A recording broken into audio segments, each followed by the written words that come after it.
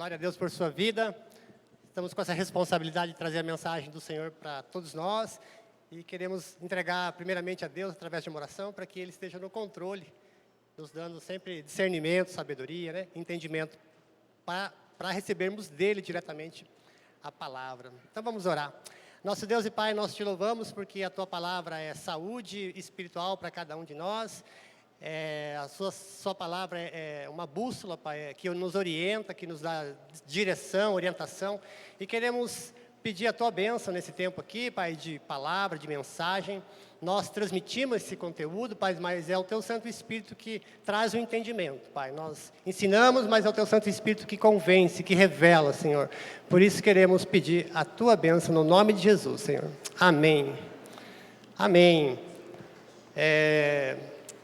Eu estava, num tempo de viagem, apreciando algumas aves, e essas aves me fizeram refletir muito sobre a criação de Deus e sobre a criatividade de Deus, e a gente montou um estudo baseado nessas aves aí.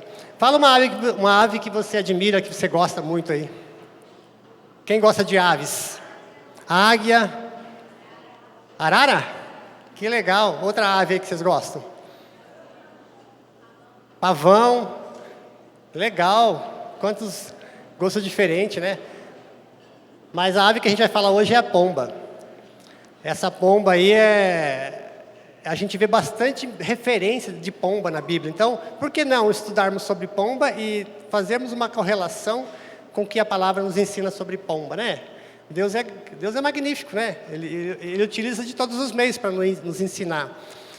E já coloquei de cara esses dois pombos aí, essa característica de pombo-correio. Vocês lembram do pombo-correio? Quem estudou história aí, estudou lá no 2º grau, a gente estudava que essas pombas eram usadas nas guerras para levar mensagens, recados, né? Quando não tinha comunicação, se usava-se pombos, né? Pombo-correio. E legal que essas pombas, elas têm um instinto natural, um mecanismo de localização e principalmente de voltar para sua casa. Como é que funcionava na época que eles faziam essa via, né, usando pombos? Eles pegavam os pombos e levavam até certo local que eles queriam que partisse a mensagem. Dali, então, o pombo voltava para seu local de origem, que assim trazia a mensagem. É por isso que acontecia isso. Da mesma forma acontecia. Então eles sempre mantinham pombas em lugares diferentes para que liberassem essas pombas, para que ela voltasse para a sua origem, e era para lá que tinha que ir a mensagem. Então eles conseguiam ter isso. E a pomba então tem esse mecanismo. É inato dela, ela saber voltar para casa. Legal, né?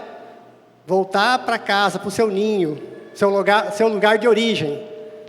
Agora você já vai trazendo para a sua vida, tá? Em relação à pomba, porque Deus pode nos ensinar através das pombas muitas coisas. E a pomba, ela tem um senso de direção, ela se direciona através do sol também. Ela usa o sol como referência, ou seja, para nós, Cristo é o sol da justiça, como diz em Malaquias, né? Então, a pomba tem essa característica. E ela forma os seus ninhos em lugares protegidos, nos penhascos, nas fendas das rochas. Por que isso? Para se proteger de ventos fortes, de chuvas. Então, ela faz o seu ninho na rocha. E quem é a nossa rocha? Cristo, né? E alimenta-se de sementes, muitas sementes. Vocês já viram naquelas praças, elas comendo sementes, né? E a semente para nós é o quê? A palavra é a semente, né? Que nos nutre. Então é isso que eu queria só dar uma introdução para vocês sobre pomba. E a gente vai estudar sobre isso. É muito comum na Palestina, lá na região de Israel, muitas pombas. Por isso que tem muitas menções de pombas no Antigo Testamento, nos Salmos, até no Novo Testamento. Então a gente vai ver hoje as pombas do Senhor. Acho que vai mudar aí, né? Você muda por aí? As pombas do Senhor.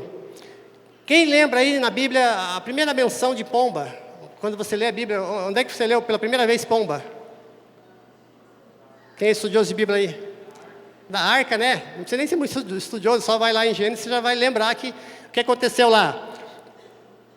Pode mudar o slide aí. Noé, então, vou até ler a passagem aqui. Noé, está lá em Gênesis 1, 2, né? Aliás, no Gênesis 8, no Gênesis 1, 2 fala assim que o Espírito do Senhor pairava sobre as águas.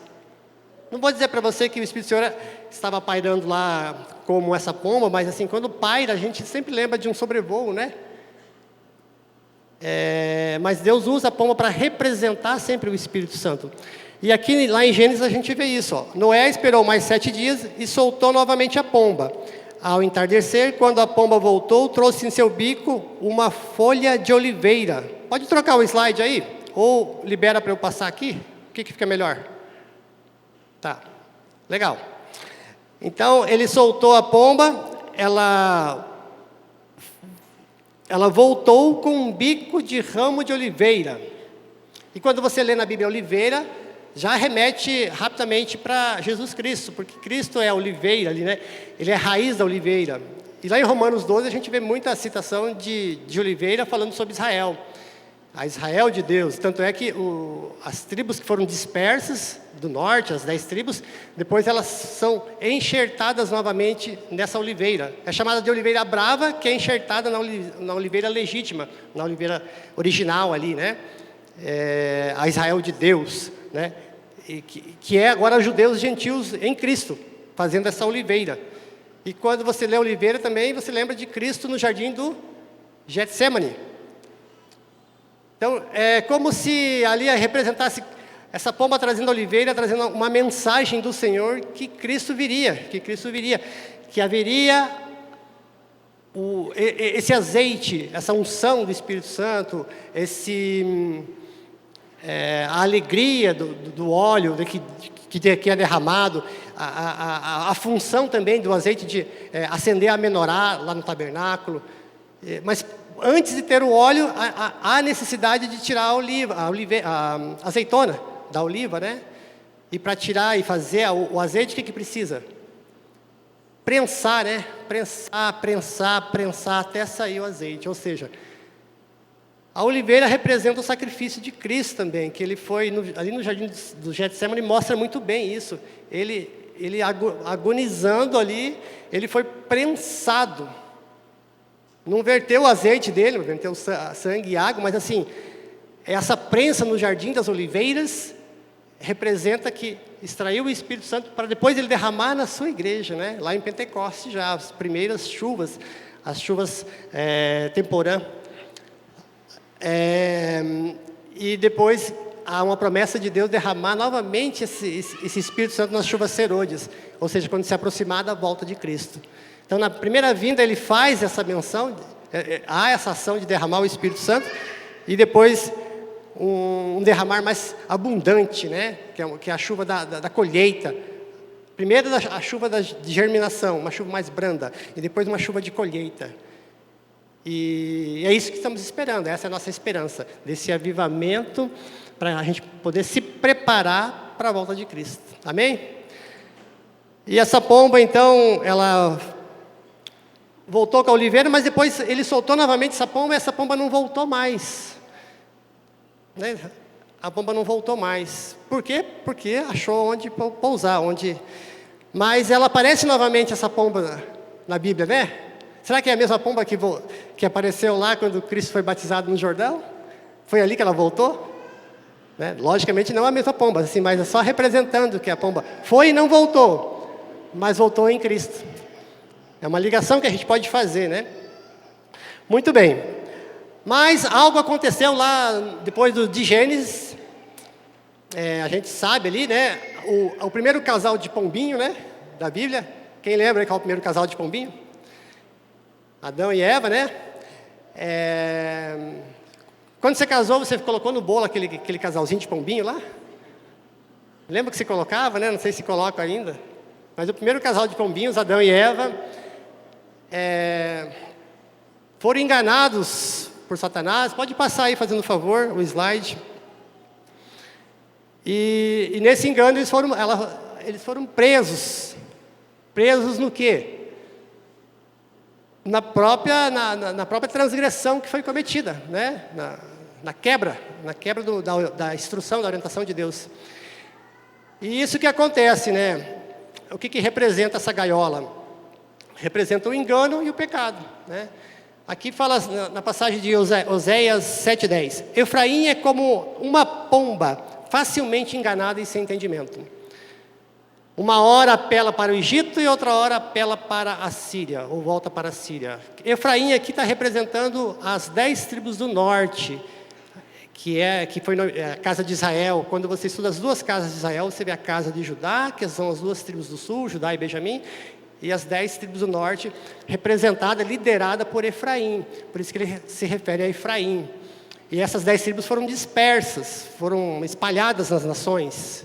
Propositalmente Deus fez isso, pelo pecado, logicamente, que ele ia espalhar, mas que ele iria trazer novamente agora em Cristo. Cristo traz novamente essas 10 tribos e une com as outras 2, mas espiritualmente falando, na cruz, formando assim a Israel de Deus. Quando fala Egito, a Síria, está falando naquele tempo, Egito é o sul e a Síria é o norte. No contexto nosso, hoje é Ocidente e Oriente, mas também vale para norte e sul, ou seja, o povo de Deus uma hora apelava para o norte, uma hora apelava para o sul, e se enganava nos dois, que é o que acontece hoje também, né?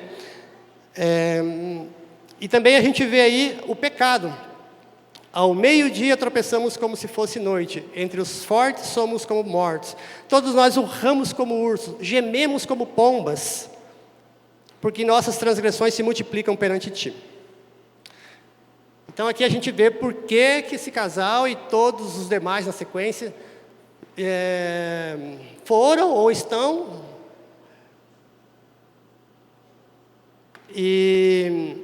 presos nessa gaiola. Essa gaiola representa então, o pecado, aquilo que vai te prendendo de uma libertação verdadeira. As fortalezas que você coloca na sua mente, né? A falta de perdão, o medo, a intolerância, enfim, todos os pecados da carne, aquela ansiedade da vida, tudo isso gera uma prisão.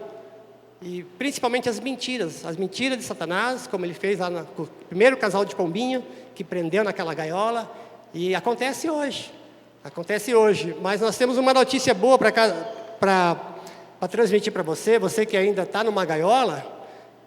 Aconteceu uma libertação. Resta saber se você sabe dessa libertação, já tomou posse dela e vive ela. A esperança da libertação. Aqui diz assim, lá em Salmo 55:4. Temor e tremor me dominam, medo tomou conta de mim. Então disse, quem dera tivesse asas como a pomba, voaria até encontrar repouso. Aqui o salmista falando, estou com medo, eu quero sair dessa jaula, dessa gaiola que me prende, eu quero voar para bem longe, quero ter um abrigo. E também lá em Salmo 74:19 diz assim, não entregues a vida da tua pomba aos animais selvagens, não te esqueças para sempre da vida do teu povo indefeso. Um clamor, né? Um clamor para a libertação. E Deus ouviu esse clamor. Passado muitos e muitos, muitos anos, Ele ouviu o clamor, como Ele ouviu o clamor do povo lá no deserto, que mandou Moisés para libertar. Toda vez que o povo de Israel sofria, também Ele mandava líderes para poder vencer batalhas. Algumas vezes Deus permitia que fossem derrotados para consequência do pecado natural. Mas a principal libertação que temos, que é incomparável, imensurável, é a libertação que temos em Cristo. Que a Bíblia fala, conhecereis a verdade e a verdade vos libertará. E verdadeiramente sereis livres. Se o Filho vos libertar, verdadeiramente sereis livres. Agora eu queria só destacar 2 pontos diferentes. O que é libertar e o que é ser livre. Há uma diferença. Porque Cristo nos promove essa libertação. Ele abre essa gaiola, né? Ele liberta, né? Agora, se tornar livre é um passo que nós devemos dar. Tomar posse dessa liberdade, sair, né? E voar. Ou seja, e agir dentro dessa liberdade. Senão você continua lá dentro da gaiola com a porta aberta. Cristo fez o seu papel, cumpriu o seu propósito de libertar na cruz, né? Através da sua morte e ressurreição, trazer a libertação. Mas se você não viver essa libertação, você fica lá, não se torna livre. Entenderam, né? É diferente, não é? Ser liberto e ser livre. E quando que aconteceu essa libertação? Lógico que foi na cruz, mas uma referência que a gente pode usar, que mostra claramente o que Jesus fez, foi lá quando ele foi visitar o templo lá, né? Lá ele falou assim, Jesus entrou no templo e ali começou a expulsar os que estavam comprando e vendendo. Derrubou as mesas dos cambistas, as cadeiras dos que vendiam as pombas. Olha, mais umas pombas aqui, né? Ele derrubou, né, a mesa daqueles que vendiam as pombas. Essas pombas somos nós, né? Eles estavam fazendo negócio, comércio com as almas. Estavam tirando vantagem. E a gente não vê hoje, diferente de alguns líderes também, que tiram vantagem dos membros, dos fiéis, fazendo comércio com as almas. E até porque ainda ele fala, né, olha, não vai sobrar pedra sobre pedra, que esse templo vai ser derrubado. Ele vinha falando para os líderes, aos fariseus, porque eles estavam usando aquele templo para fazer negócios. Forte isso aí, né? E Atos fala, né? Deus não habita em templos feitos por mãos humanas, mas habita no coração daquele que crê. Então, o mundo tenta sempre querer fazer negócio com o seu corpo. Não estou dizendo de prostituição, né? Estou falando de algo que, de repente, você não percebe e entrega o seu corpo para algo ser negociado. E é muito abrangente isso. Desde a parte da alimentação, desde da indústria farmacêutica, desde da parte estética, de repente, que você está enganado, iludido com algo que você está fazendo. Mas, assim, não permita, proteja o seu corpo, em todos os sentidos, no aspecto físico, emocional e espiritual, para que não façam negócios dele com você, de você, né, com outros. Entenderam, né? Jesus já nos libertou, então não precisamos ficar presos, sendo negociados por outros em relação a isso.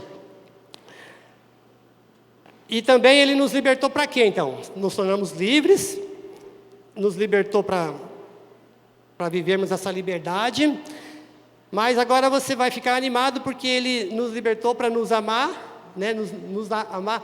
Lembra que a Bíblia fala que ele nos amou mesmo antes de nós amarmos ele, né? Nos perdoou antes ainda. Então ele, como diz lá em Cantares, quando você lê Cantares, é lindo demais. Cantares, Cântico dos Cânticos para algumas versões da Bíblia, mas é uma tipologia que Deus usa ali, acontece ali, né? Aquela circunstância de Salomão com a Sulamita. Só que agora aqui a gente pode correlacionar, ligar com Salomão sendo Cristo e a Sulamita sendo a igreja, porque é muito elogio ali, é muito o abordar de cortejo, assim, de envolvimento de um casal. Então a gente tira essa referência, essa ligação, esse ensino para Cristo e a igreja, para um casal verdadeiramente, né, família, ali a parte conjugal, marido e esposa. Mas aqui nós estamos falando então de Cristo e a igreja. Daí fala assim: como você é linda, minha querida. Como você é linda. Seus olhos são como os das pombas. Cantares 1,15. E lá em Cantares 6,9 ele fala assim: mas ela é única, minha pomba, minha mulher ideal. Ela é minha filha favorita. Aliás, ela é a filha favorita da sua mãe, a predileta daquela que deu à luz. Em outras versões fala que ela é minha imaculada. E é isso que Deus espera da sua igreja, né? Uma igreja imaculada, santa, pura, sem mancha, sem ruga. Como diz lá em Efésios 5,27, que ele está trabalhando nisso, ele está trabalhando nessa santificação da igreja para ele apresentar a si mesmo, ou para presentear a si mesmo. Então é um marido que prepara a sua esposa para ele mesmo receber de presente, né? É isso que um bom marido faz.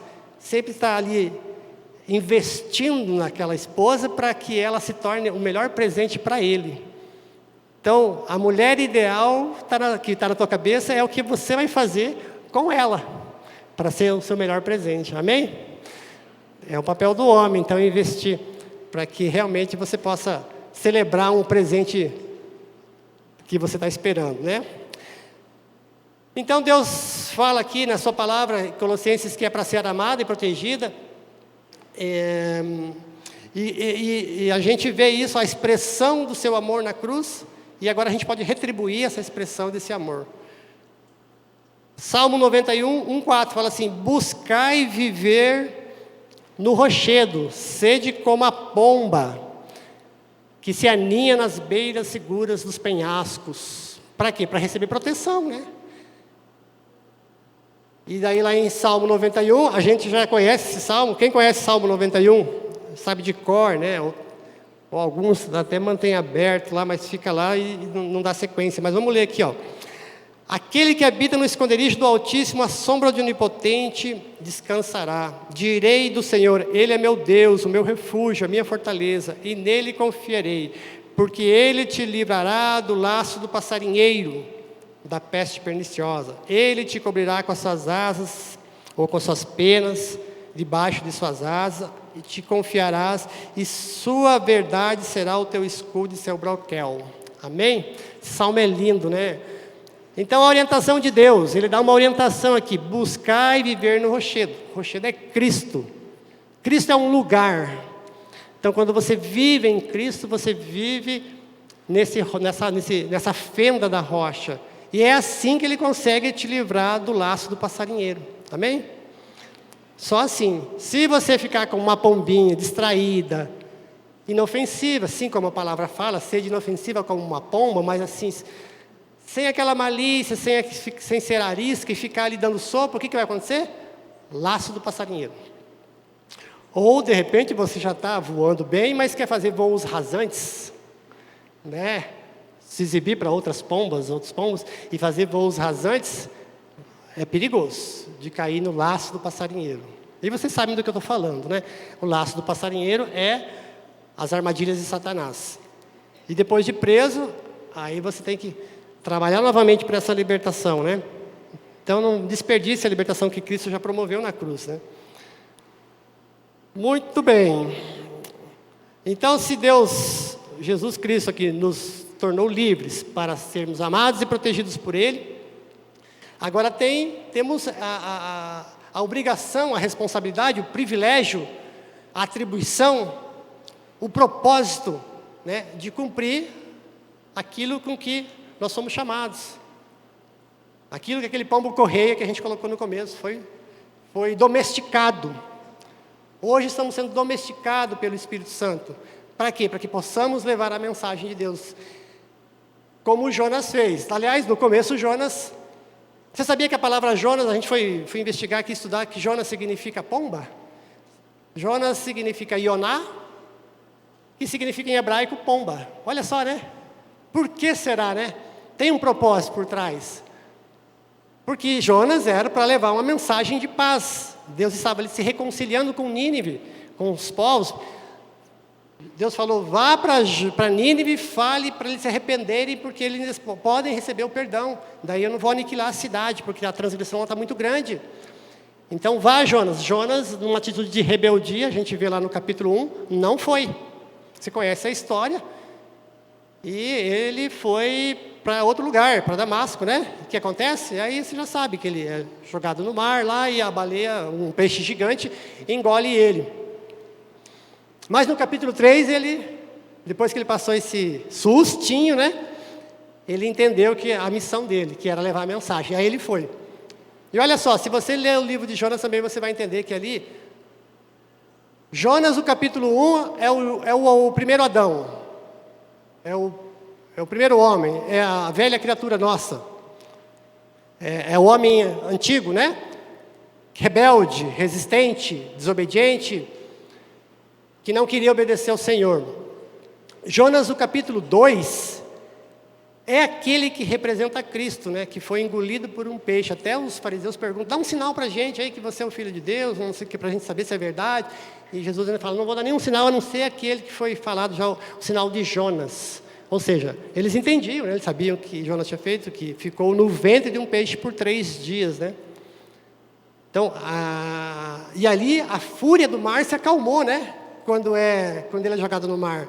Representa isso, Cristo, ele fez esse papel de apaziguar a ira de Deus, ou seja, ele fez esse papel de intermediar, morrendo, ficando 3 dias no ventre da terra, né, nesse caso, ligando com Jonas, e ressuscitando. Então, Jonas no capítulo 2 representa Cristo ali, né? E Jonas no capítulo 3 representa o Espírito Santo. Por quê? Porque a palavra do Senhor veio pela segunda vez, veio através do Espírito Santo de Deus para a vida dele, para que ele levasse a mensagem. Ele foi e anunciou, então, a paz que Deus queria promover ao povo de Nínive. E nós temos hoje esse ministério de reconciliação, como diz lá, embaixadores da paz, da reconciliação, né, embaixadores do reino, de levar essa mensagem de paz, que Deus, através de Cristo, está trazendo a paz novamente com os homens, perdoando os pecados e promovendo essa paz. Não só dele com os homens, mas dos homens com os homens. Porque agora você se torna uma família em Cristo, e isso é para gerar paz em Cristo. Amém? Por mais que às vezes você tenha um estresse ou outro com o irmão em Cristo, que não é para ter, né, é para ter paz. E nós temos esse papel, bem-aventurados pacificadores, porque eles herdarão o reino de Deus. Por isso que Jesus nos tirou daquela jaula, daquela gaiola, para podermos levar a mensagem, então. Além disso, o papel continua de vigiar e orar, ser vigilante. A palavra de Deus fala lá em Mateus 10:6, sede prudentes como as serpentes e inofensivos como as pombas. Sede sóbrios e vigilantes, como diz lá em 1 Pedro 5:8. Eu estava quase adormecida, mas meu coração vigiava. Escuta, é a voz do meu amado, eis que está batendo a porta.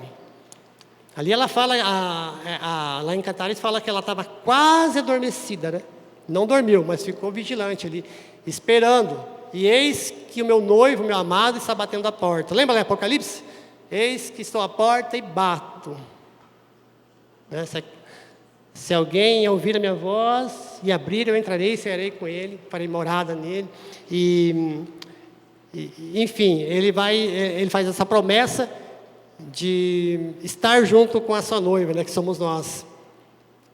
Muito bem, então aqui a gente tem essa orientação de Deus de vigiarmos e orarmos, principalmente nesse tempo que estamos vivendo. São tempos que tendem a ficar mais difíceis, a gente passou por algo nesses últimos 3 anos bem diferente do que o mundo já viveu, algo inédito, e Deus está permitindo porque realmente Deus quer revelar toda uma maldade que existe no mundo, para que realmente Ele possa identificar, cada um de nós possamos identificar o joio, e assim também Ele colheu o trigo, né? Que somos nós. Existe essa semente do mal na terra, e há muita maldade sendo feita, né? Essas guerras é uma prova disso, por mais que a gente sabe que tem muita manipulação, muito jogo de interesse, muito jogo político, muito interesse comercial por trás também, mas isso não vem ao caso a gente citar aqui. Mas é importante a gente entender que a tendência é isso se alastrar, ficar pior, ficar mais difícil, com crises econômicas, crises bancárias, fome. Inclusive está isso na Bíblia, né? A gente não pode fugir de uma realidade. Por isso que a gente tem que estar vigiando e orando, sendo prudente. Ficando assim, ligado, né?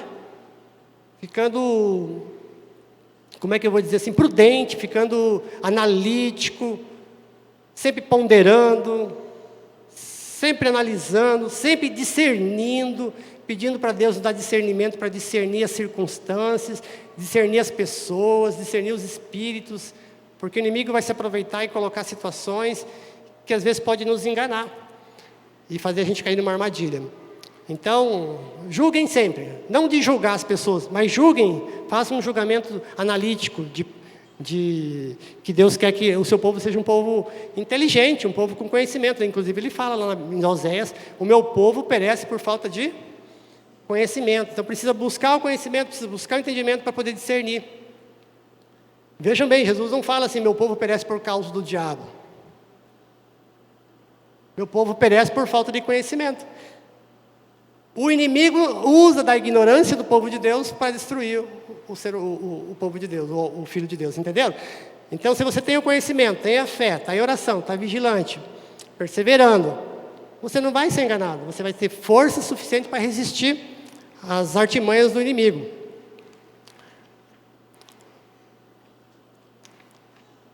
Legal. Aqui a gente viu então essa parte importante, e eu gostaria de frisar agora aqui uma parte bem esperançosa que nós temos, que é a esperança da volta do amado, a volta de Jesus Cristo, né? Esse texto é muito bonito. Se você ler com esse olhar, com esse binóculo da esperança da volta de Cristo, nossa Bíblia é incrível. Quando você lê textos, livros totalmente diferentes, eles se encontram, eles se convergem para falar da mesma coisa, da vinda de Cristo, do plano de salvação, da obra redentora de Cristo na cruz, da ressurreição e da volta dele, a segunda volta, quando ele vem para nos buscar. Ali fala em Cantares, do 2, do 6 ao 14. Diz assim, aliás, do 8 ao 14. Escutem, é o meu amado, vejam, aí vem ele, saltando pelos montes. Lembra dessa música, Saltando pelos Montes? Essa música é legal, né? Saltando pelos montes, pulando sobre as colinas. O meu amado é como uma gazela, como um servo novo. Vejam, lá está ele, atrás do nosso muro, observando pelas janelas, espiando pelas grades. O meu amado falou e me disse, levante-se, minha querida, minha bela, e venha comigo. Veja, o inverno passou, as chuvas acabaram, e já se foram. Aparecem flores sobre a terra, e chegou o tempo de cantar. E já se ouve em nossa terra o arrulhar das pombas. A figueira produz os primeiros frutos, as vinhas florescem e espalham sua fragrância. Levante-se e venha, minha querida, minha bela, venha comigo. Amém? Texto lindo, né? A gente vê aí vem ele, Cristo voltando. O inverno já passou. O inverno aqui no contexto da agricultura do povo de Israel é que aconteciam as primeiras festas do povo de Israel, as festas da Páscoa, dos pães asmos, das primícias, dos Pentecostes. São as 4 festas de inverno que aconteciam, ou seja, essas festas aconteceram, era uma sombra falando de Cristo. Páscoa é Cristo, né? Que é o nosso Cordeiro Pascual. Pães asmos, quando sem fermento, é o pão sem fermento, que é Cristo sem pecado.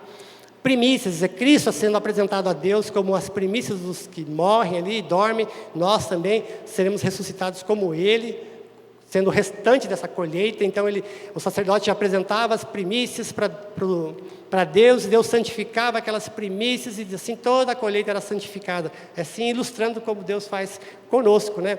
Aí Pentecostes, que acontecia 50 dias depois, uma festa que era para comemorar a saída do povo, a entrega da lei lá no Monte Sinai, que era 50 dias após a ressurreição de Cristo ali, né? Então, essas 4 festas Jesus cumpriu pessoalmente. Lógico que Pentecostes não foi pessoalmente porque ele enviou o Espírito Santo, mas ele cumpriu como na sua primeira vinda. E as últimas 3 festas, que são as festas de verão, as festas que acontecem 4 meses depois dessas 4 primeiras, são as festas de trombetas, expiação e tabernáculos. Quando você vai lá na Bíblia, você vê essas festas.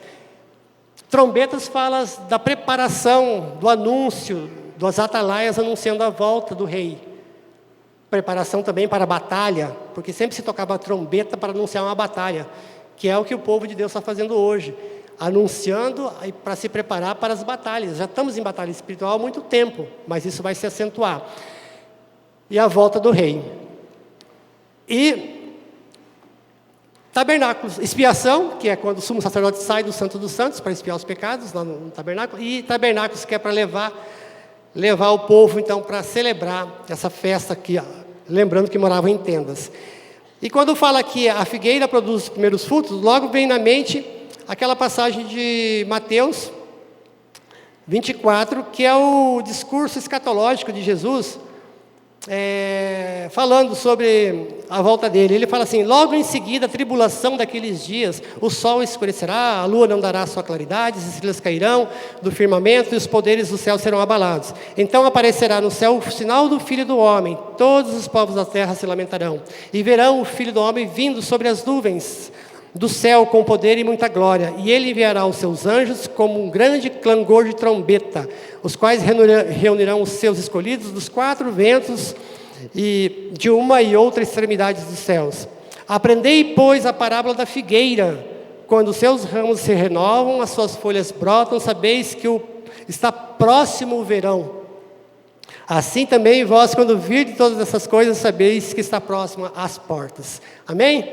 Figueira verão, está ligado com a volta de Cristo. E lá em Amós fala, Amós 8:2, e disse, que vês, Amós? Eu disse, um cesto de fruta de verão. Então o Senhor me disse, chegou o fim. Legal, né? Deus revela em várias passagens a sua volta, né? Muito bem. Então você tem essa esperança da volta de Cristo, e a gente crê que não está longe, não podemos predizer datas, né? Mas a gente sabe que Deus vai mostrar um sentimento no nosso coração quando houver uma proximidade maior na volta dele. E o voo do encontro que é o voo mais esperado, né? A ressurreição ou o arrebatamento, se estivermos vivos na volta de Cristo, que fala ali em Cantares 11. Quem são esses que deslizam nos céus, como nuvens, que voam como pombas para os seus ninhos? Pois as ilhas esperam em mim, à frente vem o navio de Tarsis, trazendo de longe os seus filhos com prata e ouro para a honra do Senhor, o seu Deus, o Santo de Israel, porque ele se revestiu de esplendor. Lá em Oséias 11 fala assim, eles seguirão o Senhor, ele rugirá como leão, quando ele rugir, os seus filhos virão tremendo desde o ocidente, virão voando do Egito como aves, da Síria como pombas. Amém? Mais pombas aí, né? Deus ilustrando, né, que na sua volta, que Jesus na sua volta vai fazer com que venhamos a voar para o encontro com Ele nos céus. Para onde? Para o ninho, para a casa original, porque somos peregrinos e estrangeiros nessa terra. Voltaremos para aquele ninho que é em Cristo, né, no reino celestial. Amém? Glória a Deus por sua vida. A mensagem de hoje era essa. Depois no final, vou pedir para o pessoal do louvor subir. Depois do louvor a gente quer fazer com que você faça uma decisão sobre em que lugar que você está. Quem é você? Que pomba você é? Você é aquela pomba que está presa na gaiola? Ou você é uma pomba que já está liberta em Cristo? E vivendo o propósito, tendo esse senso de prioridade, senso de propósito, de levar a mensagem de Deus através da sua vida, através do seu tempo, da sua energia, dos seus talentos. E assim a gente vai tomar essa decisão depois, amém? Então vamos ficar de pé e louvar o Senhor.